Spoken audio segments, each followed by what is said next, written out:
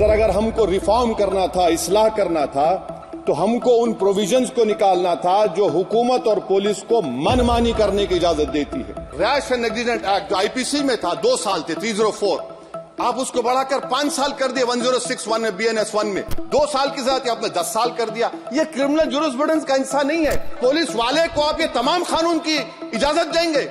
याद रखिए, जिंदगियां बर्बाद करने का काम आप कर रहे हैं और सबसे बड़ा इसका नुकसान होगा। कि हमको शाहों की अदालत से तवक्को तो नहीं, आप कहते हैं तो जंजीर हिला देते हैं। सर, ये 3 फौजदारी के कवानीन खुद मुजरिमाना है। ये जुर्म की रोकथाम से ज्यादा हुकूमतों के जराइम को कानूनी शक्ल देने के लिए बनाए जा रहे हैं। जुर्म में हम कमी करे भी तो क्यों, तुम सजा भी तो कम नहीं करते। सर, सच्चाई यह है कि इस मुल्क के गरीब, दलित, मुसलमान, आदिवासी, इनके लिए जिंदगी से बड़ी को सजा नहीं है। और क्या जुर्म है पता ही नहीं इनको।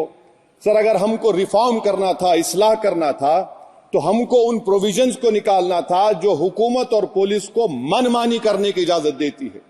हमको वो प्रोविजंस को निकालना था कि जो मंत्रियों को और पुलिस को ये मौका मिल जाता है लोगों को सालों जेल में रखने का, उन पर कोई जुर्म पर साबित नहीं होता। हमको यह करना चाहिए था कि जो प्रोसिक्यूटर होता है वो फैब्रिकेटेड एविडेंस डालकर ताकतवरों को अपनी ताकत की बुनियाद पर उनको छूट दे देता है। हमने वो काम नहीं किया।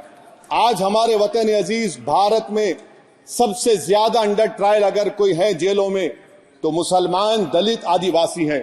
सर, मैं आपको और एक बात बताना चाहूंगा कि रैश एंड नेग्लिजेंट एक्ट जो आईपीसी में था 2 साल थे, 304, आप उसको बढ़ाकर 5 साल कर दिए 1061 में, BNS 1 में। और rash and negligent driving 304 IPC में था, 2 साल की जगह आपने 10 साल कर दिया। ये क्रिमिनल जुरिस्प्रूडेंस का हिस्सा नहीं है। अच्छा, क्रिमिनल ऑर्गेनाइजेशन उत्तर प्रदेश में यूपी गैंगस्टर एक्ट में एक चार्जशीट में गैंगस्टर एक्ट लगता। सर, आप बताइए फिर यूएपीए का क्या होगा, पीएमएलए का क्या होगा, महाराष्ट्र मकोका का क्या होगा, गुजरात के कोका का क्या होगा? आप ये सब कानून रख रहे हैं और एक पुलिस वाले को आप ये तमाम कानून की इजाजत देंगे? याद रखिए, जिंदगियां बर्बाद करने का काम आप कर रहे हैं और सबसे बड़ा इसका नुकसान होगा। किसका नुकसान होगा? दलितों का, मुसलमानों का, आदिवासियों का।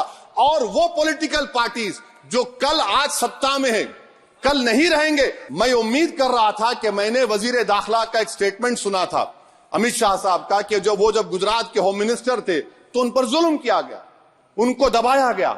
मगर हम ये समझ रहे थे कि जिस शख्स पर नाइंसाफी हुई है, जो वो क्लेम कर रहे हैं, तो कम से कम वो दूसरों से नाइंसाफी तो नहीं करेंगे। आप क्या कर रहे हैं?